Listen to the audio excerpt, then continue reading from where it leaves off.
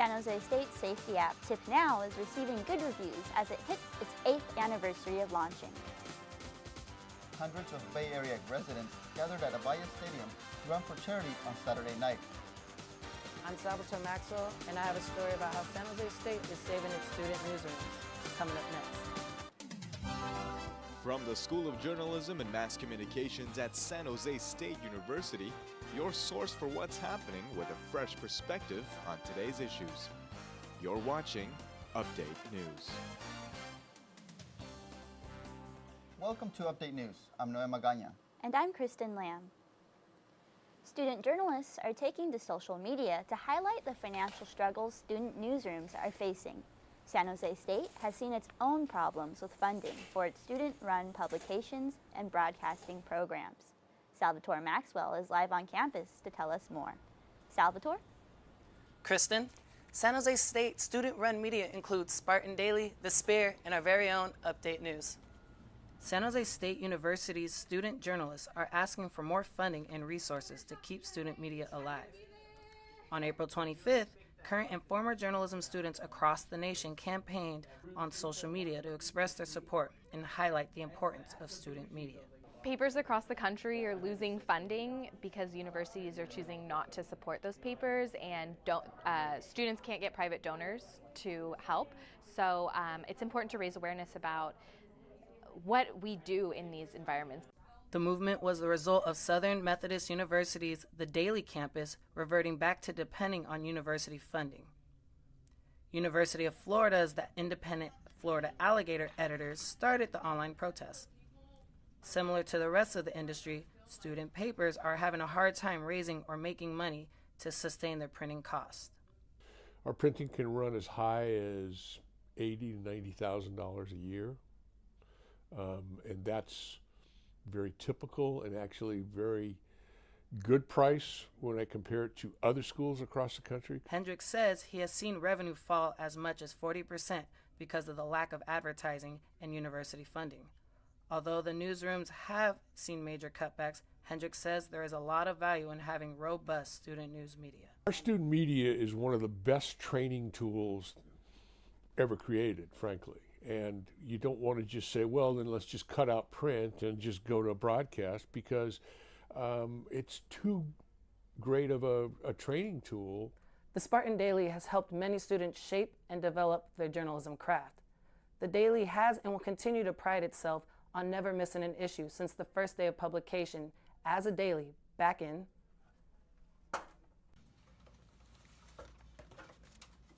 September 21st, 1934. Over 100 college student newsrooms have participated in the hashtag Save Student Newsrooms movement by showing off their staff, newsrooms, and writing an editorial on the meaning of student media. I see it as a way of controlling what gets out there and how student journalists, or just journalists in general, do their work. They're trying to control what's being said, what's being done, and I think that goes against what news is, what journalism is. SJSU student media used to be run by the funding of the university, but even then, Hendricks says that wasn't enough. However, he says faculty and students are doing a great job in finding advertisement and running fundraisers for student media. Live on campus, I'm Salvatore Maxwell. The United States Fulbright Scholar program has selected a SUSU Humanities lecturer for an appointment in the West Bank. Victoria Rue will teach at Dar al-Khalima University College of Arts and Culture. Rue will teach classes on Abrahamic traditions and voice production. She will also create a play based on the Bible's Mary and the Quran's Maryam. Rue says the Foreign University's tourism department is trying to proudly tell a story that has been erased or denied.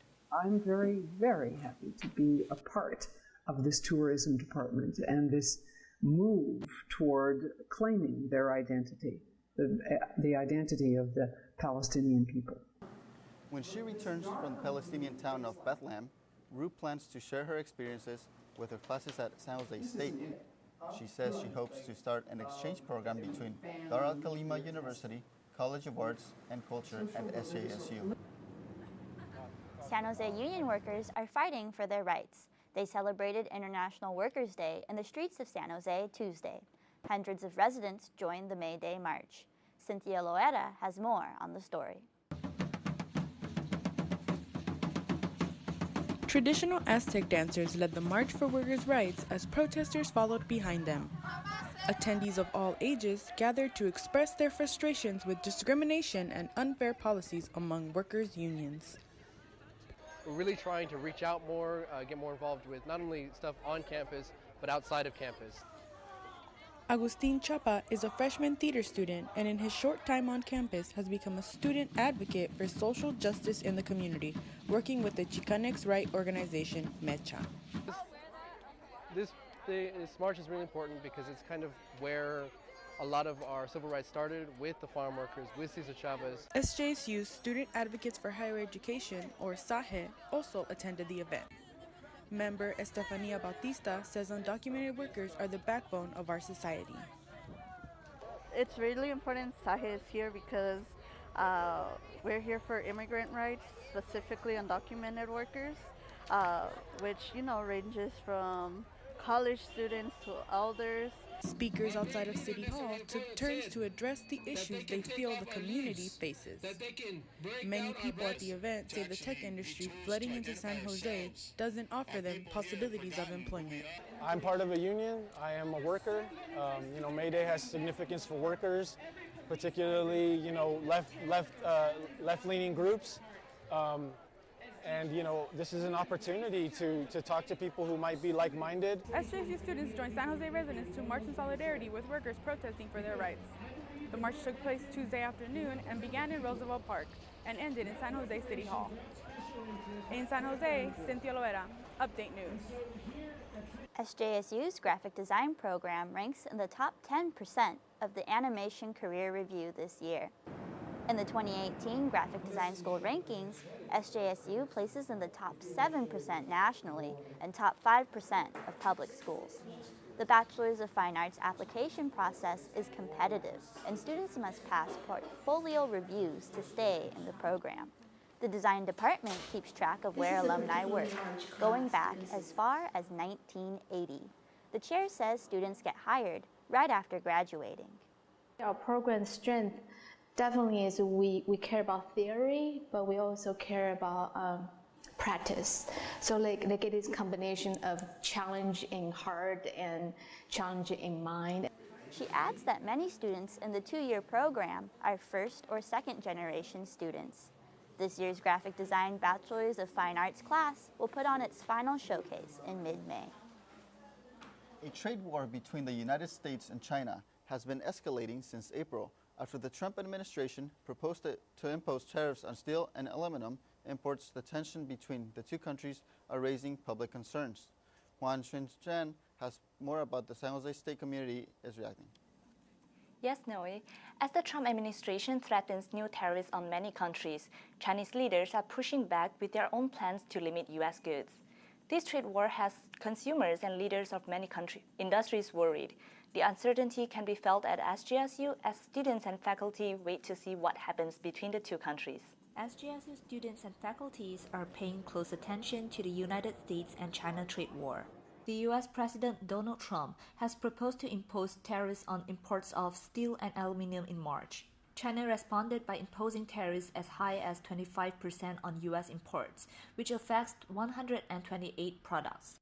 I am a consumer, so my prices are going to be going up as just any other student, so I think it's definitely going to be affecting me personally whenever it comes down to buying something. Keith Perry, an international business professor, says he calls this a wicked problem, which is unsolvable. It's tough. There's no easy answer. This will not solve. Neither side will give up. They're just going to keep running it. For his first time, Perry brought this topic to his class, although it is not a usual topic for undergraduate students. He predicts the trade war will last at least 1 year. Each side is going to posture, and that's going to take a while to calm down. After President Trump announced the proposal, China responded with a plan to impose 25% tariffs on U.S. products including agriculture produce, aircraft, chemicals, and automobiles, which will have an impact on almost all general consumers. Different industries, such as multinational companies that sell a lot of their products to Chinese consumers and businesses, are impacted by the trade war. Or are there industries that are going to be immediately negatively affected? Firms make adjustments to these things. The top advisors of President Trump has arrived at Beijing, China to negotiate about the trade war. The result of negotiation is yet to be announced. Live from the newsroom, Huan-Xin Chan, Update News. San Jose State's safety app TipNow is hitting its 8th year of use on campus, but not everyone is giving it great reviews. Trevin Smith tells us what some students are saying about the app's effect on university life. Campus safety has always been a cornerstone of life at SJSU, but is the quickest and most reliable way to contact help as simple as sending a text. TipNow is a phone app university police have been using for 8 years now to get tips on suspicious campus behavior. The problem is, in the middle of downtown San Jose, some students still don't feel that's enough. I feel like the university doesn't do enough to make students feel safe on campus. Kirwa Yen is an Associated Student senior receptionist. She says that during her time at SJSU, she hasn't felt that UPD has done enough to help protect students, and that apps like TipNow may not do enough during larger crises on campus. The only time is when something happened, like the gun threat that we had, the shooting threat that we had not too long ago. They were patrolling the crap out of the university. They were everywhere, but as soon as that died down, where did they go? Despite this, university police remain confident in TipNow's ability to serve students. Sergeant Manuel Aguayo was on the team that introduced the app back in 2010 and says that it's helped UPD tremendously since then. It's been successful. We've made numerous arrests because of TipNow. We've averted potentially bad situations with people reporting suspicious activity. Sergeant Aguayo even reports that UPD has seen a spike in use in the app in recent months. The situation that's going on in the country with active shooter, workplace violence, things of that nature, we've started to see a lot more tips from students reporting suspicious activity through TipNow. TipNow is a location-based app developed right here in the Silicon Valley by a company named Resilience. The app offers an automatic texting service to university police departments in case of instances like active shooters, theft, and missing persons on college campuses up and down the state. San Jose State UPD will continue to use TipNow in the near future. Resilience were reached out for comment for this story but did not respond. In San Jose, Trevin Smith, Update News. Electric scooters are causing chaos in San Jose, and some San Jose State students are disliking the latest craze. Nora Ramirez reports on the story. They're everywhere. Scooters are now on sidewalks and places they don't belong on and off campus. A move is afoot in San Francisco to limit the number of scooters available in the city. And now San Jose students are considering a similar measure. Freshman student Evelyn Chang says scooters are better than driving. However, she says people need to realize where they park their electric scooters. I think that there should be more regulation on, where the scooters can be put. Like there should be specific areas, because I do think it's inconsiderate when people just leave it around. On campus, these electric scooters from Bird and Lime companies were vandalized. Student Rafael Sario says he would rather walk than use this type of transportation. I think they're a pretty smart idea. I just don't think they're very needed on a campus like ours, since we are a small campus. I don't think we need bikes, scooters to get from one side of campus to the other. On April 27th, California State Senator Scott Wiener tweeted, "Rather than put a cap on the number of scooters, we should instead focus on ensuring they're parked and used properly. Scooters have a great promise. Let's allow them to flourish." I never would have thought that it was hurting people or hurting our campus. I really don't see a problem with it at all. Although some students are showing disdain towards scooters, other students find them fun and convenient. On campus, Nora Ramirez, Update News. When we come back, Nicole Chung will be here with a look at arts and entertainment. Graduating students at San Jose State present their art to the public. The exhibition was at Hammer Theater on Saturday. San Jose State hosted a powwow to celebrate Native American culture. This free event featured a hand drum competition, community feast, and more.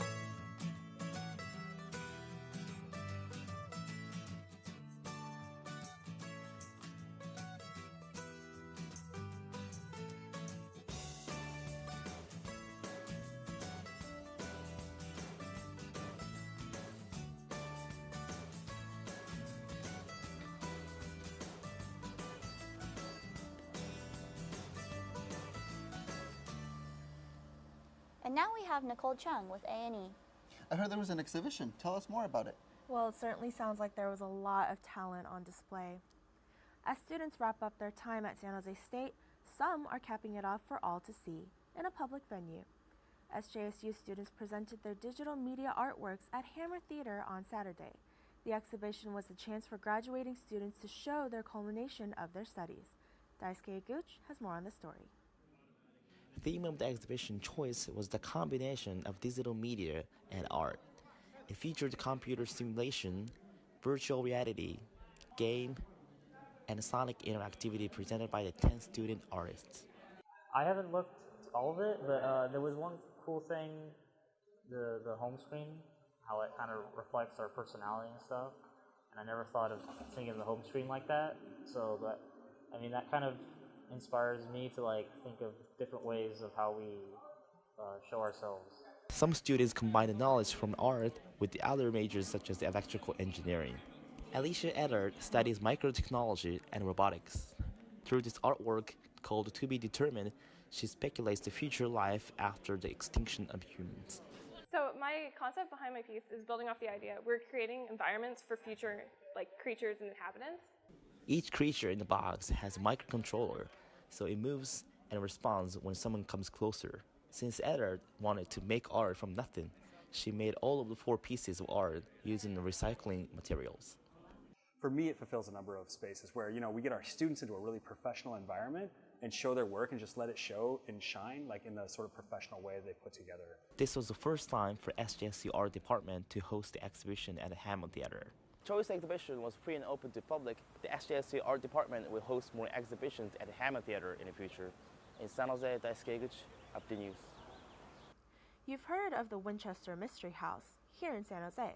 Legend has it that the place is haunted by the ghosts of the people killed by the Winchester rifle.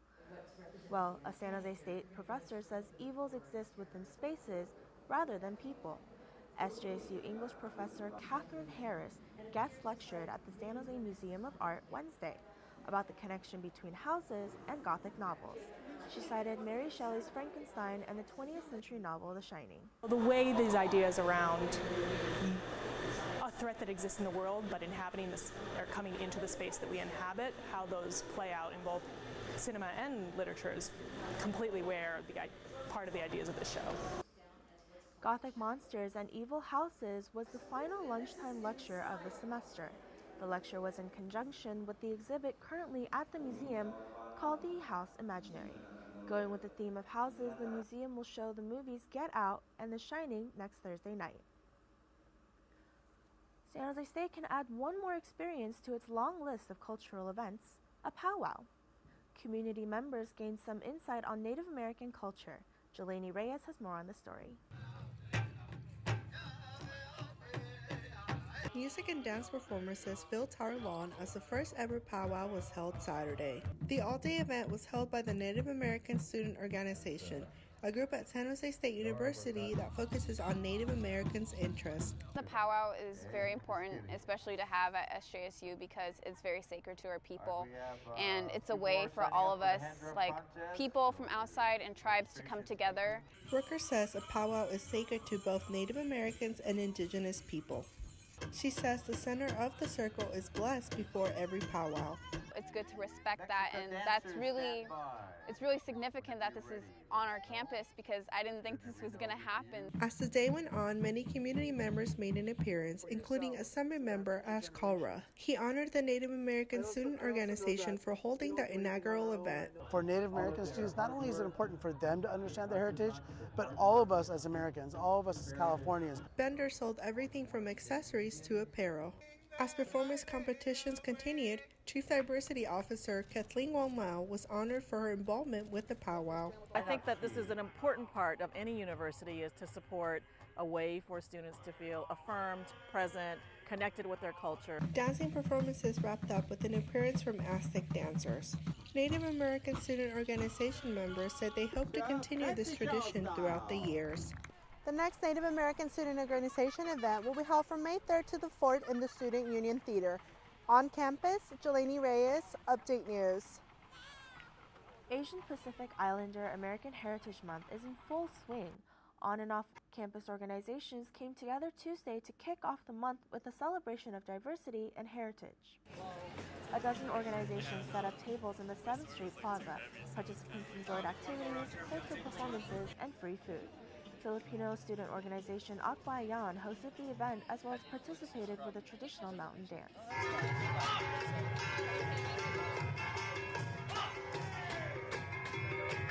The Akbayan Club, they actually put this up.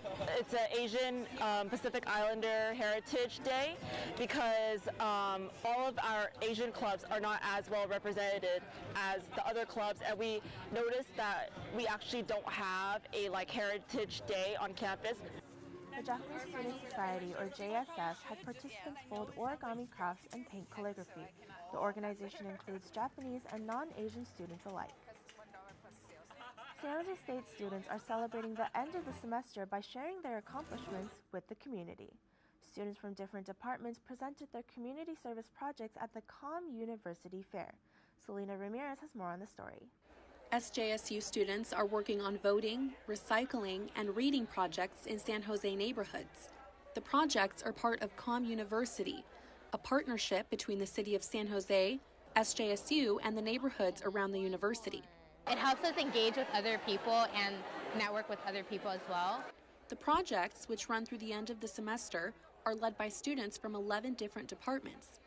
The Growing and Sustainability Project teaches kids how to repurpose plastic water bottles.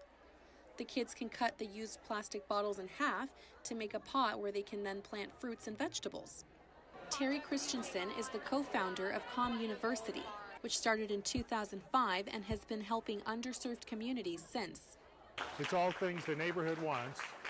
They don't necessarily have the resources to do, but the university has students doing volunteer work who can help achieve those goals. Catherine De Leon is trying to get more people to register to vote from neighborhoods that usually have a low voter turnout. I feel like a lot of young students, they want to see a change, but they're not actually participating or being active within the political aspects of it. De Leon and her classmates have registered over 200 people. The fair was an opportunity for students to showcase their projects and share them with other students and the San Jose community. On campus, Selena Ramirez, Update News. San Jose State students are satisfying their cravings with cinnamon rolls. The new Cinnaholic location in downtown San Jose is owned by 2 former SJSU students and getting a constant stream of students. Husband and wife team Lizeth Flores and Zikayan Posadas were former SJSU business majors. They decided to diversify their investments from real estate and take a gamble on Cinnaholic after they saw it featured on the show Shark Tank. The investment seems to be paying off. The line to enter the bakery extended almost a block on grand opening day on March 27th. We usually get a good turnout on most stores, but this is definitely a warm welcome. The first Bay Area Cinnaholic location is in Berkeley. Flores says she didn't expect a big turnout from San Jose State students because it's a commuter school, but is glad that she was wrong. Flores added that they plan to open 2 other locations around San Jose in the next 2 years. Bay Area residents danced and raced in the Night Nation Run at the Avaya Stadium on Saturday. The event is one of many that are hosted by the organization to raise funds for charities. The next marathon takes place in Anaheim tonight. Over 1,000 runners from all over the Bay Area gathered at the Avaya Stadium to participate in the Night Nation Run. The organization partnered with a charity group called Stand Up to Cancer, which funds cancer research. We donate to cancer. Our partner charity is Stand Up to Cancer, so a lot of our percentages go straight to them. It's for a good cause. For some, like Menlo Park resident Stacy Solt, running in support of cancer research was more than just a simple cause. John is my uncle, and he died very quickly of cancer last year after a 4-month battle with gastric cancer. In addition to running for charity, the event had a host of DJs playing remixes of popular songs. The crowd warmed up for the marathon by dancing to the music and taking photos at a selfie station next to the stage. It's really cool. It's a good atmosphere, a lot of EDM music, a little bit of hip-hop, like 1%. I like hip-hop, but I've learned to love EDM. Various companies like Capital One, Lyft, and Oxygen sponsored the event. We speak to the same audience, the same language, and it's a really good partnership, so that's how we're here. Saturday's event was one of many that Night Nation Run will be holding throughout the country and around the world. The Running Music Festival will also be held in Australia, South Africa, and Brazil later this year. Wow, I've never been to a music festival before, but that one looked pretty cool. Yeah, you know what? I highly recommend it because there's always a good atmosphere and some really good music playing. When we come back, Selena Ramirez will be here with sports. Spartan senior Jermaine Kelly Jr. is going to the Houston Texans, and he has been picked in the 7th round of the 2018 NFL Draft.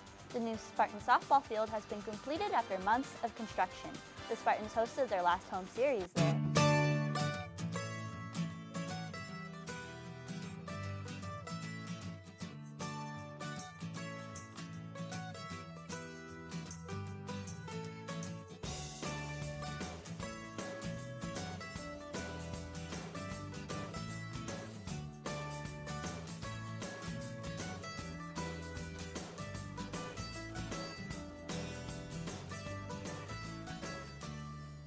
Now we have Selena Ramirez here with sports.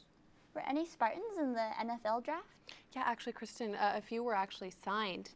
Jermaine Kelly is the newest member of the Houston Texans team. Kelly was the only Spartan to be selected into the pros during the 2018 NFL Draft.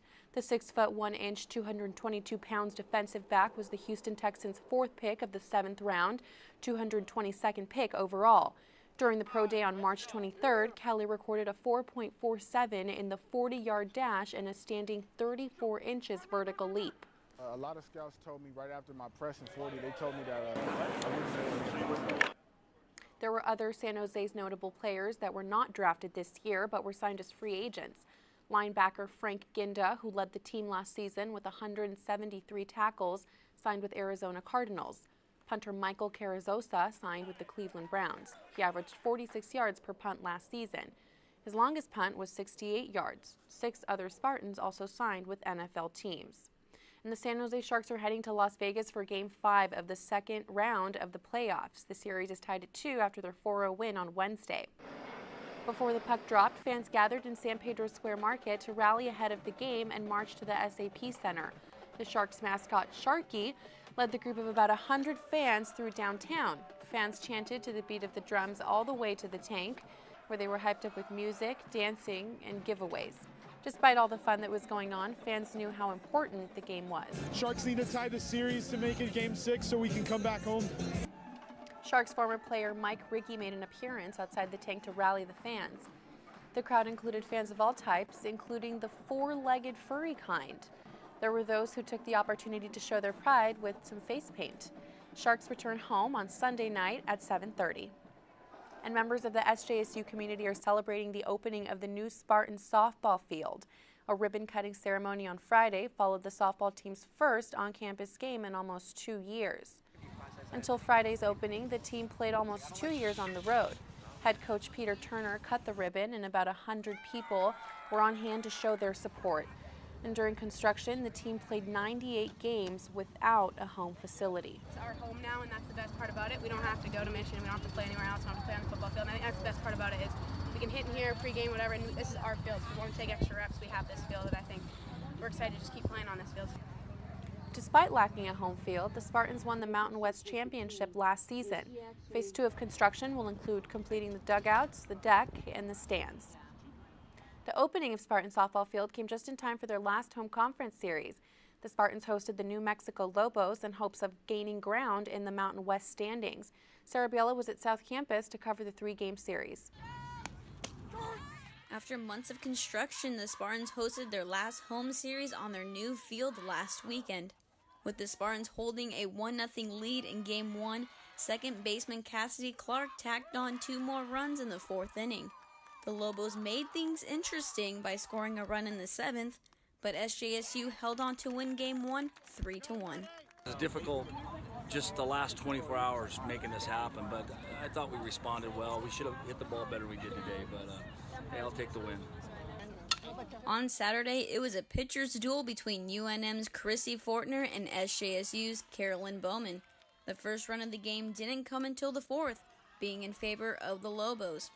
Down by 1 in the last inning, junior Madison Aron hit a walk-off 2-run home run and gave the Spartans a 2-1 victory. Being a pitcher, I can kind of read into the trends of what you're going to do if a hitter hits a location. So kind of figured she would throw me inside, so I was just sitting inside. In the last game on the new turf, it was another pitcher's battle.